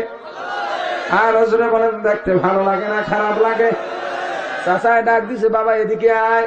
কি চাচা? কয়, বাবারে না বুঝা বইলা ফেলাইছি, আমি আর ধরে রাখতে পারি নাই, নিয়ন্ত্রণ করতে পারি নাই। বল বাবা বল। বৃদ্ধ বয়সে লজ্জা নিয়ে মরবো। কয় কেন? কয় আমি বলে ফেলেছি, তোমার যত বুদ্ধি আছে ব্যারিস্টারের তত বুদ্ধি নেই। আমার কথাটা থাকবে না, এই বুড়ো বয়সে লজ্জায় মাথাটা নত হয়ে যাবে। ছোট্ট বালক ডাক দিছে, চাচা, যার বুকে কোরআন আছে কোনদিন পরাজয় বরণ করতে পারে না। তোমার চিন্তা নাই? কই ব্যারিস্টার কই? কয় এই তো, এদিকে বেটা। ব্যারিস্টারের পেটের মধ্যে পায়খানা শুরু হয়ে গেছে। কি ব্যাপার? বিসি এত ভাবলো কেন? ব্যারিস্টার কি ব্যাপার? প্রশ্ন উত্তর করবা নাকি বাহাস করবা নাকি? করু, শুরু করো। ব্যারিস্টার কয়, সর্বনাশ। ছেলে দেখো, আমি কোরআন হাদিস পড়ি না, এগুলো নিয়ে প্রশ্ন হবে না। ব্যারিস্টার দেখো, আমি ল নিয়ে পড়ি না, এগুলো নিয়েও প্রশ্ন উত্তর হবে না। তাহলে কি নিয়ে হবে? ব্যারিস্টার কয়, সাধারণ জ্ঞান। চিন্তা করতেছে, যায় মাদ্রাসায় আর বাসায়, দুনিয়া তো কিছুই জানে না, সাধারণ জ্ঞানেরও জানবো কি? বালক বলে, ঠিক আছে, সাধারণ জ্ঞান নিয়ে হবে। ব্যারিস্টার বলে, কে কয়টা প্রশ্ন করবে? তোমার যতটি মনে চায় করো, আমি একটা করো। কে আগে করবে? তুমি আগে করো, আমি পরে করব। ব্যারিস্টার প্রশ্ন শুরু করছে, বালক বল, যেখানে দাঁড়িয়ে আছো এটা পৃথিবীর কোন প্রান্ত, দক্ষিণ, উত্তর, পূর্ব না পশ্চিম? ছেলেটা চিন্তাও করে নাই, নির্দ্বিধায় বলে দিল, দুনিয়ার মধ্যখানে দাঁড়িয়ে আছি। ব্যারিস্টার বলল, বললেই হবে নাকি? তুমি ভূগোল সম্পর্কে জানো, মানচিত্র সম্পর্কে তোমার জ্ঞান আছে? ছোট্ট বালক বলে, দেখেন, মাথার মধ্যে টুপি, গায়ের মধ্যে জুব্বা, বুকের মধ্যে কোরআন, এখনো আয়ামুল নামাজারি হয় নাই, তবুও নামাজও পড়ি, তাহাজ্জুদও পড়ি, 5 ওয়াক্ত তেলাওয়াত করি, মুরব্বিদের সালাম দেই, বেয়াদবি করি না, মা বাবার সাথে সম্মান বজায় রাখি, বেয়াদবি করি না, মা বাবার খেদমত করি, ওস্তাদদের খেদমত করি। এরপরেও যদি আমার কথা বিশ্বাস না হয়, তাহলে নিজের বিশ্বাসের জন্য বড় একটা রশি বা ফিতা লইয়া মাফেন, দেখেন এটা কোন প্রান্ত। সম্ভব নাকি? সাধারণ জ্ঞানের প্রতিযোগিতা চলতেছে। ব্যারিস্টারের 2 নম্বর প্রশ্ন, ও বালক বলো, তোমার মাথার উপরে কয়েকটা পাখি চক্কর দিতেছে, উপরে তাকাইবা না, কিচির মিচির আওয়াজ শুনে বলো কয়টা পাখি আছে? বালক আবার বলে দিল, 10টা পাখি আছে। বললেই হবে নাকি? যদি বেশি বা কম হয়? বালক ডাক দিয়া বলল, চিন্তা নাই, যদি বেশি হয় মনে করবা বেড়াইতে আসছে, যদি কম হয় মনে করবা খাবার আনতে গেছে। ব্যারিস্টার চিন্তা করতেছে, আমার আর প্রশ্নের দরকার নাই, আগে ভাগি আনতে। এই বালক, আমি আর প্রশ্ন করবো না, তুমি করো। ও ব্যারিস্টার, প্রশ্ন হবে সংক্ষেপ, উত্তরও দিবা সংক্ষেপ। তোমার মতো আমাদের মক্কেলকে বারবার ঘুরাইয়া তারিখ দিয়া টাকা খাওয়ার অভ্যাস নাই। প্রশ্ন করবো হ্যাঁ বা না, এর মধ্যে উত্তর দিবা। কয় ঠিক আছে। ব্যারিস্টার, আমি জানলাম তোমার বাবা, তোমার দাদা, তোমার 14 গোষ্ঠী চোর ছিল। তাল চুরি করতো, বেল চুরি করতো, মরিচ চুরি করতো, সুপারি চুরি করতো, গরু চুরি করতো, মহিষ চুরি করতো, ছাগল চোর ছিল। A barrister ball ball, a barrister বলো, তোমাদের সেই অভ্যাসটা এখনো আছে না নাই? ব্যারিস্টার কেমন সিভাবে বসছে দেখেন তো। যদি কয় আছে তাহলে তো খবর আছে, আর যদি বলে নাই তাহলে তো আগে ছিল। ও মুসলমান ইমানদার, কোরআন ওয়ালার ইজ্জত আছে না নাই? আর জোরে বলেন, আছে না নাই? কোরআনের সাথে সুসম্পর্ক রাখবেন না দুঃসম্পর্ক রাখবেন? কোরআনের ছাত্র হতে চান কিনা? ও মুসলমান, তাহলে সূরা ফাতিহা পড়া যায় কিনা? জোরে বলেন, আমার সাথে সাথে বলেন আলহামদুলিল্লাহি রাব্বিল আলামিন। সবক দিয়ে আপনাদেরকে সবক দেয়া গেলাম, সূরাতুল ফাতিহার সবক দেয়া যাব, শুদ্ধ করে পড়বেন। মাদ্রাসায় গিয়া হুজুরদের ধরে ধরে টাকা যত দেওয়া লাগে দিবেন, তবুও আপনার কেরাত শুদ্ধ করা লাগবে কিনা? আলহামদুলিল্লাহি রাব্বিল আলামিন,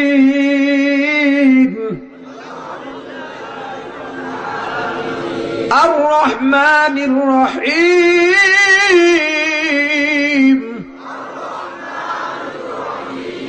মালিক ইয়াউমিদ্দিন,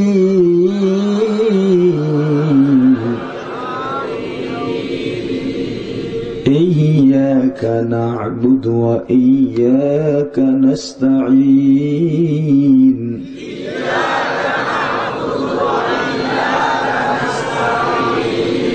اهدنا الصراط المستقيم،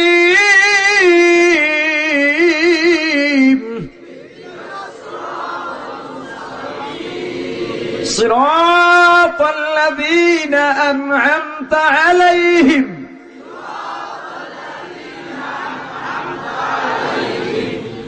غير المغضوب عليهم ولا الضالين.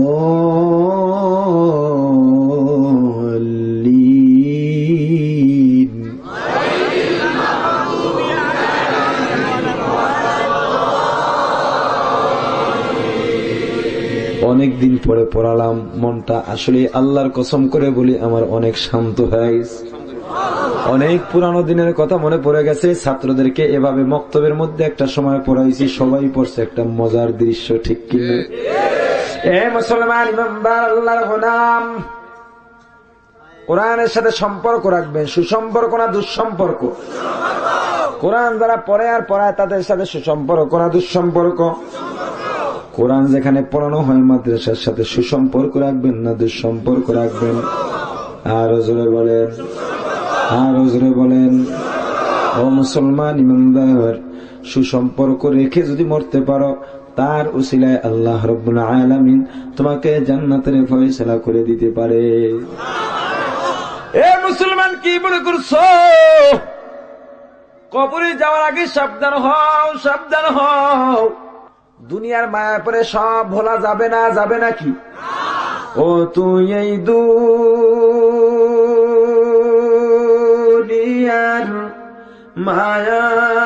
মায়ায় পরে করছো কত বাহানা,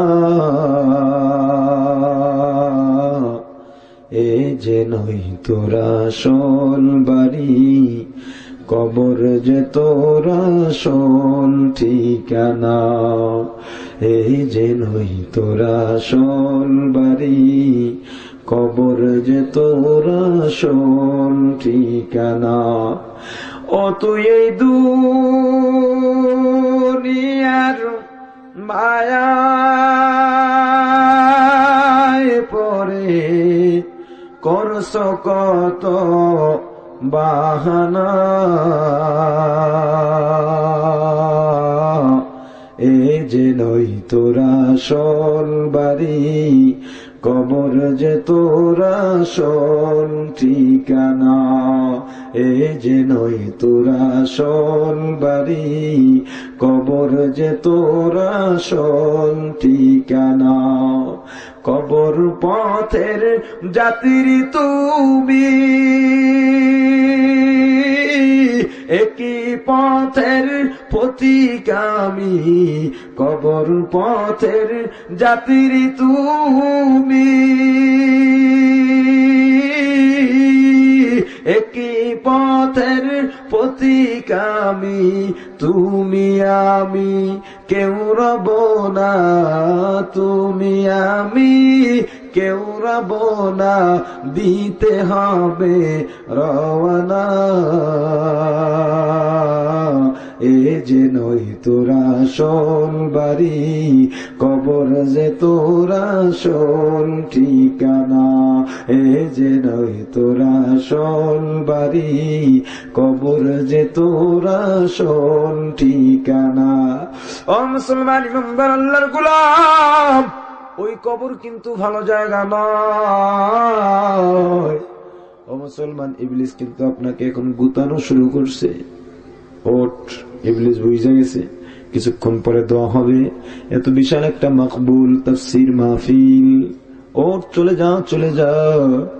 কারণ তুই যদি কান্দ, পাশে যদি কেউ কান্দে, এত বড় মজলিস, একজনও যদি কান্দে, তাকে উসিলা করে আল্লাহ সবাইকে মাফ করে দিবি। তোকেও যদি মাফ করে, তাহলে তোকে নিয়ে যে যুগ যুগ ধরে সাধনা করলাম, সাধনার কি হবে? ইবলিসের সাধনা পূর্ণ করবেন? আমি যতই বলি তবুও সবাই মানবে না। দোয়ার আগে কিছু মানুষ উঠে যাবে, যাবে যাবে, গ্যারান্টি দেখেন। যদি না যায়, জীবনে রস করতাম না। চ্যালেঞ্জ, এত কিছুর পরও যাবে। কেন জানেন? সবাই যদি ওলামায়ে কেরামের কথা মানে, তো জাহান্নামে যাবে কারা? এগুলো উঠে যাইব না? যাইব। ও মুসলমান ইমানদার আল্লাহর গোলাম, কবর ভালো জায়গা না খারাপ জায়গা একটু পরীক্ষা করা দরকার না? একটু কবরে যান না, কথা কয় না? এ মুসলমান, কবর এত কঠিন, এত কঠিন। আর ইব্রাহিম সাহেব রহমাতুল্লাহ আলাইহি ঘরের মধ্যে কবর করে, কবরের মধ্যে গিয়ে মুরাকাবা করতেন আর দেখতেন কবর কেমন। ওই কবর কিন্তু দৈনিক ডাকে আর বলে, ও বনি আদম, আমি কবর কিন্তু ভালো জায়গা নয়, আমি কবর কিন্তু ভালো জায়গা নয়, আমি কবর কিন্তু সাপ বিশ্বর ঘর, আমি কবর কিন্তু জাহান্নামের আগুনের গাড়া, আমি কবর কিন্তু পোকামাকড়ের ঘর। যদি বেঈমান নাফরমান হয়ে আমার গর্ভে আস, আমি কবরের মাটি দুই দিক থেকে এমন ভাবে চাপ মারব, ডান পাজরের হাড্ডিগুলো ভেঙে বাম পাজরে চলে যাবে, বাম পাজরের হাড্ডিগুলো ভেঙে ডান পাজরে চলে যাবে। ও নাফরমান, দুনিয়ার কেউ তোমাকে সাহায্য করার জন্য আগে আসবে না। ও মুসলমান, কবরের পরিস্থিতি এত কঠিন। অন্ধ ফেরেশতারা আসবে, এত বিশ্রী চেহারা, বিশাল বিশাল লোহার মুগুর নিয়ে দাঁড়ায় যাবে, আর এমন জোরে জোরে মাথার উপরে এক একটা বাড়ি মারবে, 40 কিলোমিটার মাটির মধ্যে দেবে যাইবা, আবার টেনে উঠাবে, আবার মারবে। ও মুসলমান, কবর সত্য না মিথ্যা? আরো জোরে বলেন। হবে আমার কবরে কেউ পায় যে হবে আমার মরণে, সাথী নাই রে বাতি নাই রে কবরে, কেমনে থাকবো অন্ধকারই কবরে। বালিশের সাথে মাথাটা লাগাইয়া চক্ষু দুইটা বন্ধ করে চিন্তা করো, আল্লাহ মরণ তো হবেই হবে। এখন যদি আজরাইল আইসা যায়, কেউ তো আমার পাশে নাই, আর যদি কেউ থাকো আমাকে ধরে রাখতে পারবে না, জীবনটা নিয়ে যাবে। চক্ষু দুইটা বন্ধ করে বিছানার সাথে মাথা লাগাইয়া, বালিশের সাথে মাথা লাগাইয়া, বিছানার সাথে পিঠটা লাগাইয়া, মাঝে মাঝে গভীর অন্ধকারের মধ্যে বালিশের সাথে মাথা লাগাইয়া, পিঠ বিছানায় লাগাইয়া আল্লাহর দরবারে কান ধর, বলো আল্লাহ তুমি আমাকে ঈমানের সাথে মরণ দিও। মাঝে মাঝে গভীর রাতে অন্ধকারে চক্ষু দুইটা বন্ধ করে মোরাকাবা করিও। আর আজরাইল যদি আসে, আসবেই তো আসবে, কেমন হবে কিছু তো জানি না। শুনছি আজরাইলের এক হাত মাশরিকে আর এক হাত মাগরিবে, পা দুইটা জমিনের মাথার আসমানে, চক্ষু দুইটা বড় পুকুরের মতো, দিঘির মতো লাল বিশ্রী দেখাবে। আরে নাফরমান বেঈমানের পায়ের বৃদ্ধ আঙ্গুল থেকে টিপতে টিপতে টিপতে টিপতে জানটা যখন মাথার কাছে আসবে, বুকের কাছে আসবে, গলার কাছে আসবে, ওই আজরাইল গানটা ধরে, কলিজাটা ধরে, জীবনটা ধরে, কলমটা ধরে, আবু জোরে টান মারবা।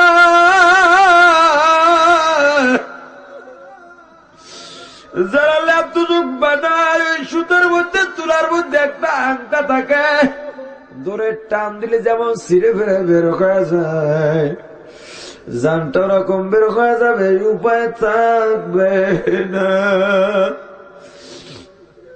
ও মুসলমান, চিন্তা করো, আমি ঘুমা গেলাম, এটাই আমার শেষ ঘুমানো। আজরাইল আসবে, কেমন আসবে জানি না, শুনছি এত কঠিন। আজরাইল যদি জানটা নিয়ে যায়, কেমন হবে জানি না। আমি মনে করলাম আমি মারা গেছি, আমার জানটা নিয়ে গেছে।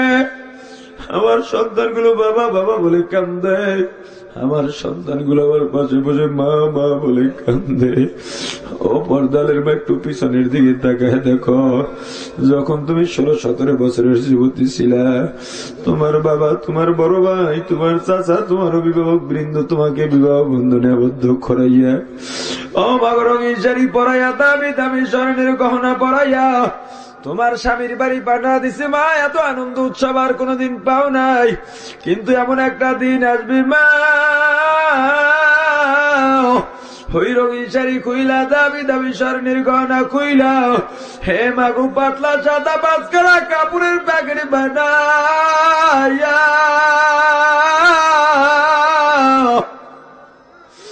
যেই দরজা দিয়া নতুন বধূ হইয়া ঢুকছ, ওই দরজা দিয়া লাশ হইয়া বাইর হইবা। তোমার সন্তানগুলো পিছনে পিছনে দৌড়াবে আর তোমাকে মা মা বলে ডাকবে। ও মা, সন্তানের ডাকে আর জবাব দিতে পারবা না। ও আল্লাহর গোলাম, ও মুসলমান, দুনিয়াতে কয়দিন বাঁচবো জানা আসেনি? আর ওরা বলেন, ও মুসলমান, গত বছর বরগুনা পিসাবুদ্দিনের জামাতা অল্প বয়সে দুনিয়া ছেড়ে চলে গেছেন। বরগুনা পিসাবুদ্দিনের মাদ্রাসায় যখন ছোট্ট বয়সে ভর্তি হলাম, হুজুরের কাছে কয়েক মাস পড়েছি।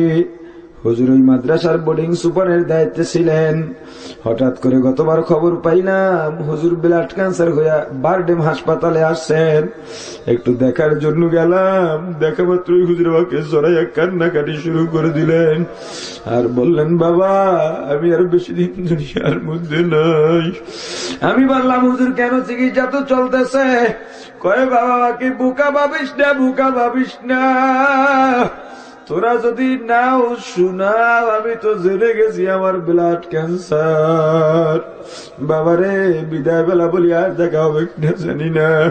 যদি আমার এলাকার মধ্যে যাও, বরগুনা যাও, আমার ছোট ছেলেটাকে একটু কোলে দিয়া আদর করিস। আমি বললাম, কেন হুজুর? কয়, বাবা বড়টাকে দেখছো, ছোটটাকে দেখো নাই? ছেলেটা বড় আদর প্রিয়। আমি বাবাকে ছাড়া খাই না, আমি বাবাকে ছাড়া ঘুমাই না। আমি বাবাকে সব সময় স্মরণ করে। ক্লাসের মধ্যে যাইতাম, ও আমার পাশেই থাকতো। আমি অনেকদিন হয়েছে হাসপাতালে আসছি, শুনছি ছেলেটা শুধু আব্বু আব্বু বলে কান্দে, খানাও খায় না, ঘুমায়ও না। ওই যে বিদায় নিয়ে আসলাম, আর হুজুরের সাথে দেখা হয় না। এক সপ্তাহ পরে খবর পাইলাম হুজুর আর দুনিয়ার মধ্যে নাই। তার 15-20 দিন পরে বরগুনা পিচ্চা হুজুরের বাড়ির ফাল্গুনের মাহফিলে গেলাম। ওখানে রাত 10টার পরে মাহফিল শেষ হয়ে যায়। মাঠের মধ্যে সমস্ত মুসল্লিয়ানে কেরাম ঘুমায়। ফজরের পরে আবার বয়ান হয়। আমাদের পুরান অনেক বন্ধু বান্ধব এক জায়গায় হয়েছি, একসাথে লেখাপড়া করছি। যেহেতু এই মাদ্রাসায় 9 বছর লেখাপড়া করলাম, স্মৃতি বিজয়তী এলাকা একটু ঘুরে দেখি। এই মাদ্রাসার প্রতি মায়া মোহাব্বত এখনো আছে, কারণ আমার মাথায় করে টানা ইট এই মাদ্রাসার দেয়ালে আছে, আমার মাথায় করে টানা মাটি এই মাদ্রাসার ভিটায় আছে। আমি হাঁটতে বের হইয়া বন্ধুদের সাথে বলতেছি, বোর্ডিং সুপার হুজুর একটা আবদার করে গেছিল, যদি এখানে আসি তার ছোট্ট ছেলেটাকে কোলে নিয়ে আদর করব, কিন্তু পারলাম না, কারণ এত রাত্রে বাসায় যাওয়াও সম্ভব না। আগামীকাল ফজর পরে চট্টগ্রাম প্রোগ্রামে যাব, আগামী দিনও সম্ভব না। হঠাৎ করে কাকতলীয় ভাবে মাদ্রাসার বড় এক ছাত্র ছোট্ট একটা শিশু কোলে নিয়ে আমার সামনে দাঁড়ায় গেছে। সালাম দিয়া বলল, হুজুর কেমন আছেন? জবাব দিয়া বললাম, ভালো আছি। ভাই তুমি কে? বলে, আমি এই মাদ্রাসার ছাত্র। তোমার কোলের মধ্যে কে? কয়, বোর্ডিং সুপার হুজুরের ছোট ছেলে। ইচ্ছা নাই, লজ্জাও পাই, তবুও ইচ্ছা না থাকা সত্ত্বেও 2 চক্ষু দিয়া টপ টপ করে পানি পড়া শুরু হয়ে গেছে। হাত 2টা বাড়া দিলাম, ভাই ভাইয়া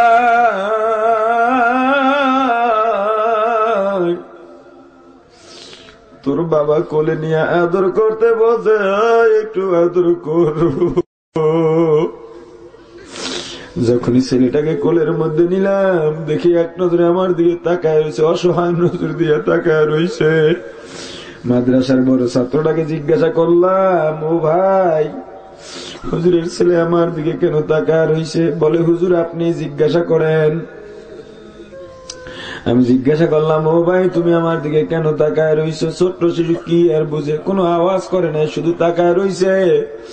প্রশ্ন করার পর শুধু 2 চক্ষু দিয়ে দেখলাম পানি পড়া শুরু হয়ে গেছে। আমার গলাটা ধরায় বলে, ভাইয়া আমি দেখলাম তুমি আমার আব্বু কিনা। না তুমি আমার আব্বু না, এজন্য কাঁদতেছি। ও ভাইয়া অনেকদিন পর্যন্ত আমার আব্বুকে দেখি না, আব্বুর কোলে চড়তে মরেছে। আব্বুর খবর তুমি দিতে পারবা নে?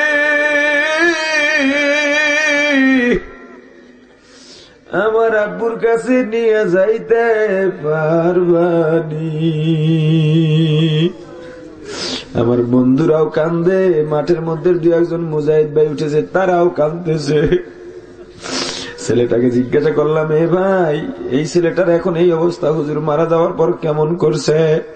কথাটা বললাম না যেন অন্যায় করলাম। এত বড় ছাত্র বাচ্চাদের মতো চিল্লায় চিল্লায় কান্না শুরু করে দিছে। ছাত্রটার কান্না শুনে ঘুমান্ত কয়েকজন মুসল্লিও জেগে গেছে। আমি একটু রাগের স্বরে বললাম, এ ভাই কান্দিস না, লজ্জা দিস না, বলতে মন চাইলে বল, না হয় চলে যা। ছাত্রটা ডাক দেয়া বলে, হুজুর বেয়াদবি ক্ষমা করবেন, কি বলবো কি বলবো, যা জিজ্ঞাসা করছেন উত্তর দেওয়ার মতো কিছু নাই। হুজুর যখন মারা যান ওর কাছে জিজ্ঞাসা করা হইল তোমার আব্বু কোথায়? ও আর কি বুঝবে, একেবারেই সাধারণ ভাবে বলে দিছে শুনছি আব্বু মারা গেছে, সুপারি বাগানে দাফন করা হবে। যখন ওর আব্বুকে গোসল করাইয়া 3 খানা কাপড়ের প্যাকেট বানাইয়া গাজীপুরে আল্লাহর গোলাম চক্ষু 2টা বন্ধ করে দেখো, তোমার আমারও কিন্তু 3 কাপড়ের প্যাকেটে ঢুকতে হবে।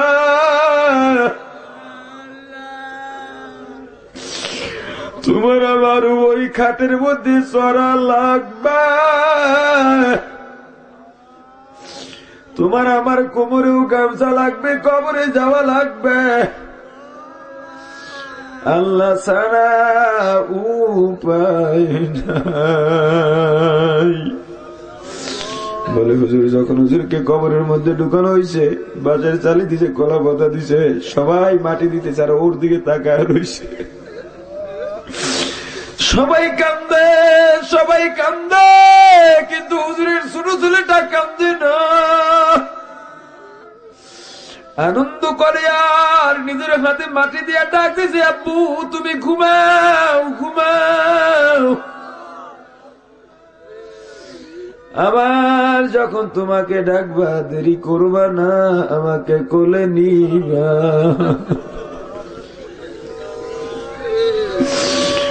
হুজুর দাফন কাফন হয়ে গেছে, রাত্রি যাওয়ার পর একেবারে পাথর হয়ে গেছে। নতুন কাউকে দেখলেই তার দিকে তাকায় থাকে। হুজুর গত শুক্রবার আসরের পরে আমরা কয়েকজন ছাত্র ভাই হাঁটতে বের হয়েছি। একজন বলল চলো হুজুরের কবরটা জিয়ারত করব। কাছাকাছি যখন গেলাম একজন ডাক দিল, দেখ কবরের পাশে জানি কাকে দেখা যায়। তাকায় দেখলাম হুজুরের এই ছোট ছেলেটা কবরের চারপাশে ঘুরতেছে, কোনো আওয়াজ করে না। আহারে শুধু 2 চক্ষু দিয়া বৃষ্টির মতো পানি পড়তেছে।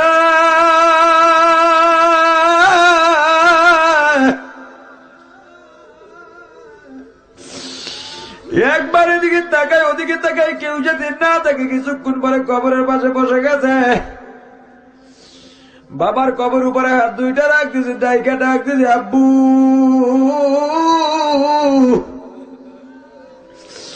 ও আব্বু আর কত ঘুমাইবা, এই যে ঘুমাইলা আর কেন উঠলা না? আব্বু গো তোমার কোলে চড়বো আমি। ও আব্বু আমি কান্দি, ভাইয়া কান্দে, মামা কান্দে, আব্বু কান্দে, চাচু কান্দে, সবাই কান্দে, চলো আব্বু ঘরে চলো।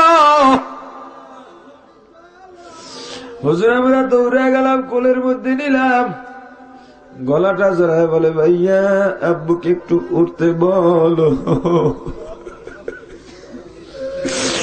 ছেলেটা যখন এই কথাগুলো বর্ণনা করতেছে, হুজুরের ছেলেটা কিন্তু আমার দিকে তাকাইয়াই রয়েছে আর কাঁদতেই রয়েছে। এই কথাগুলো শোনার পরই বলতেছে ভাইয়া আব্বু ওই জায়গায় ঘুমায়, তুমি একটু চলো, তুমি একটু ডাক দিবে। আরে মুসলমান কার মায়ায় পড়লি, কিসের মায়ায় পড়লি?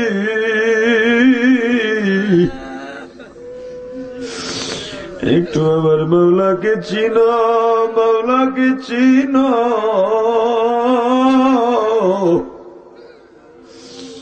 আল্লাহর দুনিয়ায় নাফরমানি করিস না। এ যুবক, আমিও তো তোমার মতো যুবক। আমার কি মন চায় না জিনা করতে, গুনাহ করতে? আমার কি মন চায় না গান বাজনা শুনতে? আমার কি মন চায় না সিনেমায় যাইতে? আমার কি মন চায় না মেয়েদের সাথে আড্ডা দিতে? চায় ও ভাই, তোমার চেয়ে বেশি চায়।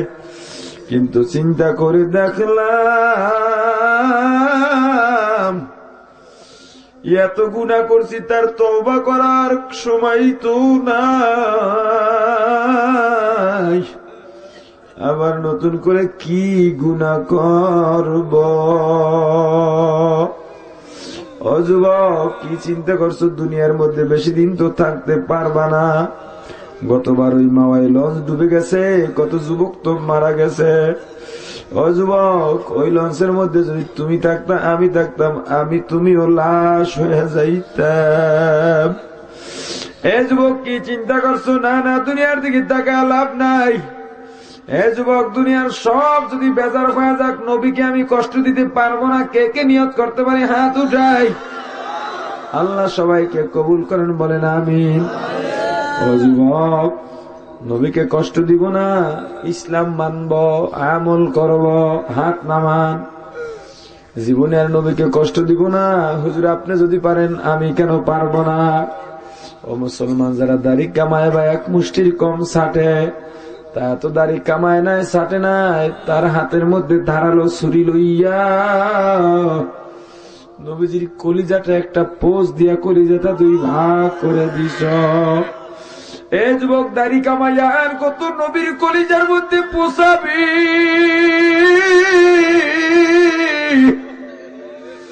এ যুবক, হাতে পায়ে ধরে বলি, দাড়ি কামাইয়া ছাড়িয়া নবীজির কলিজার আঘাত মারিস না, ছুরি মারিস না। এ যুবক, দাড়ি রাখা তো লজ্জার নয়, দাড়ি না রাখা লজ্জার। এ যুবক, কে নিয়ত করতে পারো হুজুর মরণ পর্যন্ত দাড়ি কামাবো না, ছাড়বো না, যত যা হয় ধরে রাখবো, হাতটা উঠাও। যাদের দাড়ি আছে তারা হাত নামান, শুধুমাত্র যাদের দাড়ি নাই তারা নিয়ত করেন, আল্লাহ কিন্তু আপনার দিকে তাকায় রইছে। এই যুবক, আমি তো কিছুই করতে পারবো না, আমিও তো গুনাহগার, তবে সবাই মিলে যদি আল্লাহর দরবারে দোয়া করি, আল্লাহ আমাদেরকে পয়গম্বরের মর্যাদা দিয়ে দিবেন। আল্লাহ সব যুবককে তুমি মাফ করো, বলেন আমিন। ও যুবক, মাথায় টুপি দিলে সুন্দর লাগে না খারাপ লাগে? হাত নামান। মাথায় টুপি দিলে সুন্দর দেখায় না খারাপ দেখায়? আজকে সূর্যের দূরত্ব আপনার আমার থেকে 9,30,00,000 মাইল দূরে। সূর্যের মধ্যে 9টা ছিদ্র আছে। সূর্যের মধ্যে 9টা ছিদ্র আছে, মতান্তরে 13টা ছিদ্র আছে। 13টা ছিদ্রের একটা মাত্র খোলা, বাকি 12টা বন্ধ। তাও আমাদের দিকে ফিরে নয়, সূর্যের মুখ উপরের দিকে, আগুনটা উপরের দিকে যায়। এরপরে দৈনিক 70,000 রহমতের ফেরেশতারা ওই আগুনের উপরে পানি ঢালতেছে। ও মুসলমান, এরপর চৈত্র মাসের রৌদ্র, ভাদ্র মাসের রৌদ্র সহ্য করতে পারি না। কিয়ামতের ময়দানে 9,30,00,000 মাইল দূরে সূর্যটা থাকবে না। প্রত্যেকটা মানুষের আধা হাত থেকে 100 হাত মাথার উপরে আসবে। উল্টো ভাবে নয়, দিক ভাবে সূর্যটা থাকবে।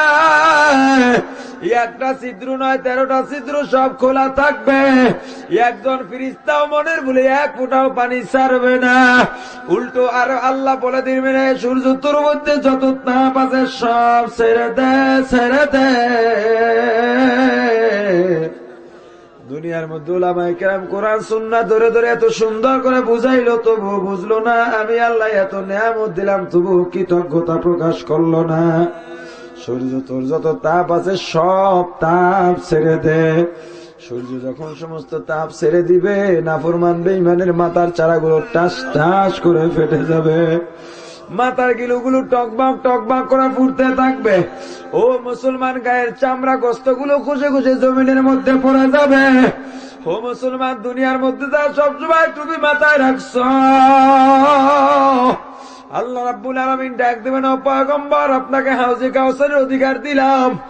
আমার আরশের ছায়ার নিচে আপনার উম্মতদেরকে ডাক দেন, ডাক দেন।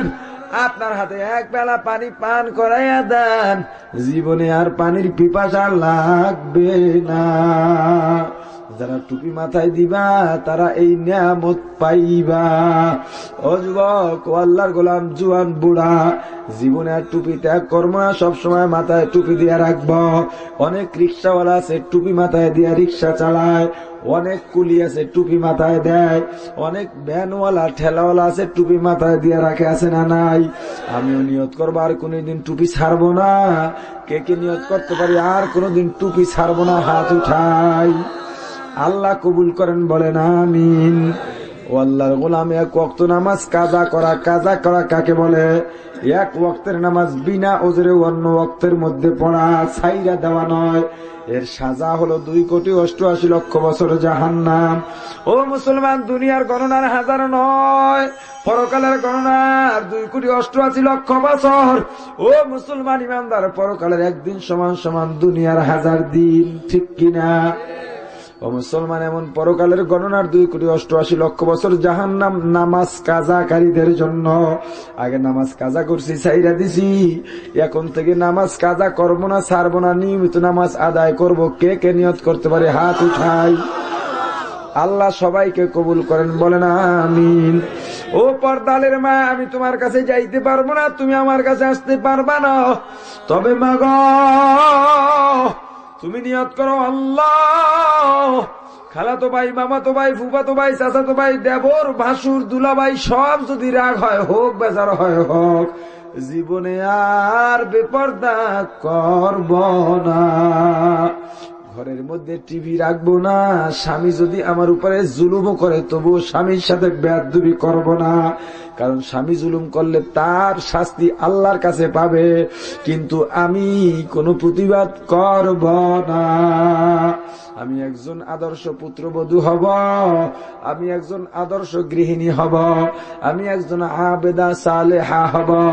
ও মা, তোমাকে আল্লাহ রাব্বুল আলামিন মা ফাতেমার সাথে জান্নাত নসিব করবে। ও মুসলমান ইমানদার, সূরা ফাতিহার তাফসীর করতে গিয়া আল্লাহ যেটা ভালো মনে করছেন সেই আলোচনা হইছে, এতে চলে কিনা? ও মুসলমান ইমানদার, যেহেতু সূরা ফাতিহার তাফসীর হইল না, যদি আল্লাহ তৌফিক দান করেন আবার আগামী বছর বাঁচায় রাখেন, সূরা ফাতিহার তাফসীর সেদিন করব। আজকে যতটুকু আলোচনা হইছে, আলোচনার মধ্যে যত ভুল সব আমার পক্ষ থেকে, যত ভালো সব আল্লাহর পক্ষ থেকে।